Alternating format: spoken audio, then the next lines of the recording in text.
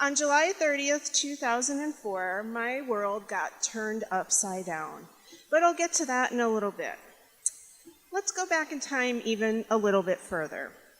When I was growing up, I was very shy, super shy. You would never know it anymore. People can't get me to shut up now. But at that time I was, and I felt disconnected from people. I was the kid that walked with my head down. I rarely spoke in class. I was terrified in groups of people. If I didn't know where something was in a store, I would have rather eaten razor blades than ask an employee for help. I mean, I did have a couple of friends, but even then, I wouldn't say I felt close to them. Feedback from teachers was always, I could be more confident and talk more in class.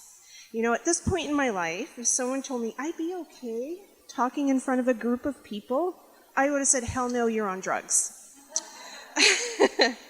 It would be fair to say I didn't really start coming out of my shell until I got to college. I was shifting into a more adult role in my life. There were more group projects and class presentations. There was a community service requirement at my university, and my job was to cold call everybody in a brochure and update their information. For me, this was terrifying, but I did it. I was basically slowly learning how to lower my anxiety. I had friends and a boyfriend, but I still somehow felt lonely. Then came grad school and my first real job, a lot more interaction with people, professional presentations. I usually have a PowerPoint going, but I wasn't going to do that too well. I grew more and more confident in my abilities, yet something still wasn't clicking for me as far as feeling connected to other people. At this point, if someone had told me I'd be okay in talking in front of a group of people, I would have said, imagine that. Might be nice, but you're nuts. And then it happened. July 30th, 2004, my brush with death. I was driving on the interstate to visit my brother, who at the time lived in Indiana. It was early evening and raining. I had one of those new Volkswagen Beetles. Oh, I love that car. It was my dream car. It was so cute. It had like the little vase with the flowers. And then the plastic flowers I put in there would always wilt because it was in front of the heater. But anyway. And there was this community of new bug owners that if you drove by each other, they'd all wave. And it was kind of fun to drive around and watch people punch each other when they saw me driving by. So at that time, I had 2 payments left on my car. I had 2 payments left when I hydroplaned while going 70 miles an hour on the interstate. Out of nowhere, my car took a hard left. I really didn't even know what direction I was going anymore.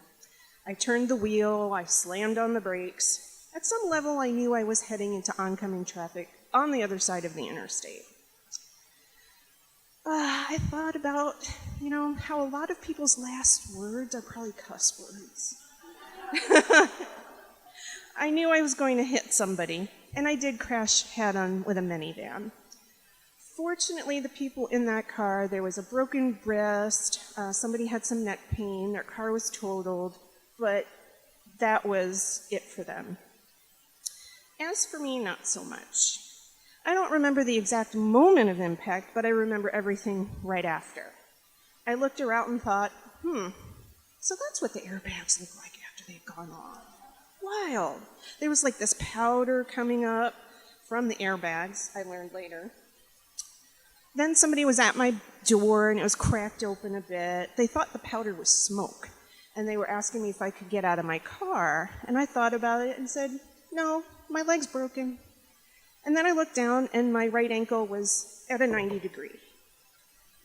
And I thought, well, that doesn't look right. My right hand was swelling. I didn't really feel pain yet.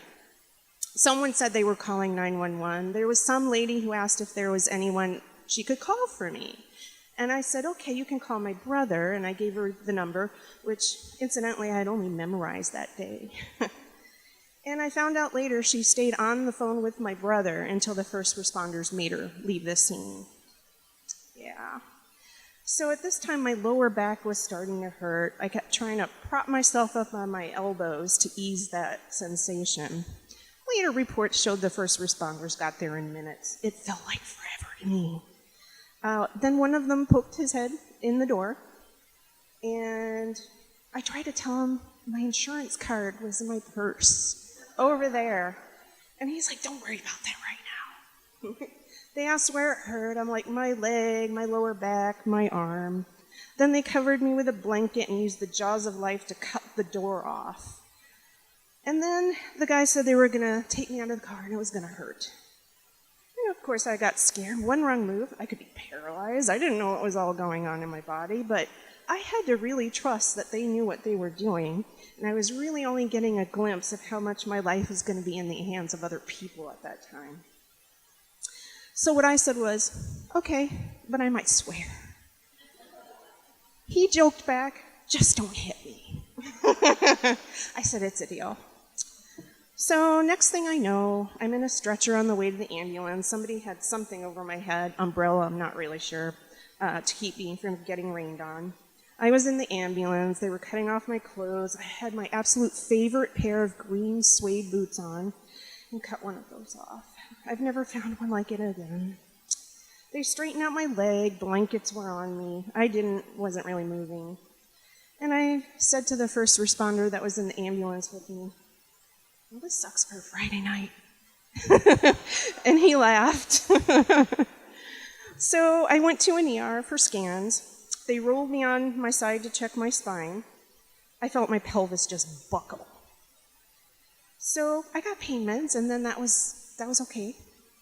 And I was pretty much in and out for a while. And one of the first responders eventually came into my room with my purse and put it on a table. He was like, we didn't expect to find anyone alive in that car based on the damage that we saw. And then he's like, you're tougher than I thought you would be. And I was like, oh. So, okay. That was in a hospital with a level 1 trauma center, so I was transported to a hospital in Indianapolis in the wee hours of the morning for more exams and surgery. I had 10 broken bones. My right foot and ankle, one of the bones in my lower leg, my femur was broken apart, pelvis in 4 places, and my sacrum where the spine and the pelvis meet, and then this bone right here in my right hand. They put 2 screws in my ankle, 2 giant screws in my pelvis, and a metal rod that runs the length of my femur. If you see an x-ray, it looks like a surgeon went to Lowe's for the hardware. Really, it's pretty miraculous that they could fix me up the way that they did. Later that same day as the surgery, a physical therapist came to get me out of bed. I looked at him like he had a head injury because I was like, that's crazy. So I sat up, but I got dizzy, and they wound up giving me some blood. The next week was a bit of a haze. I was doing well, but literally I couldn't do anything for myself.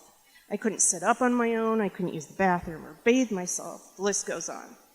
So I was totally reliant on staff. And then I was scared of blood clots. I was beginning to realize, you know what, I may not be going back to my apartment in a week. And then a friend of mine said, well, you almost died in that accident. And I was like, I literally hadn't thought about it. And then, oh my God, she's right. And then there were a couple days that I was just like crying. They sent a social worker to see me. She offered me some medication. I was like, you know what, I think this is normal, at least right now. So I was just like, you know what, I need to pull myself together. I realized I was going to have to just dig deep and find the drive to do what I needed to do. Of course, that meant a lot of physical therapy, but I wanted to walk normally again. I basically had to learn how to walk again. And I found the confidence to have a positive attitude. I just knew things were going to work out. I asked for help when I needed it. My family, coworkers, friends came through in a big way for me, in ways that just can never be repaid. My coworkers covered for me. My room was filled with cards and plants, so many of them. My phone rang constantly with people checking on me, so much so that they moved me out of the room I had with a roommate and put me in a private room at no extra cost. Oops. My brother and sister-in-law visited me every day in Indianapolis, even though they lived in Bloomington, about 30, 40 minutes away. And then I was transferred to a hospital near them, where I was in a rehabilitation unit for another 3 weeks. After that, I lived with my brother and sister-in-law for 2 more months. A few people traveled out to Indiana to see me. Coworkers and friends fed my cats every day until I returned home, which that was 3 months. A friend drove out to get me and bring me home because I no longer had a car. I stayed with my bosses, who are married to each other, for a couple of weeks until I could manage the stairs in my apartment. I had never felt so loved or connected, and then part of me felt silly. I'm like, these people were here all along. I just had to look around and recognize it. My physical therapy lasted for about 6 months. I don't have many lingering effects. My right leg is weaker than the left one and never really has felt the same. If there was a bear running after me and a friend, my friend's the one that's getting away. So if you ever want to invite me on camping trips, but that's okay. I'm here, I'm alive, I'm confident, I know I can do hard things. I know I have a solid support system. My coworkers and friends, they're family. So now, if you were to ask me if I'd be okay talking in front of a group of people, I would say, damn right. Bring on the next challenge.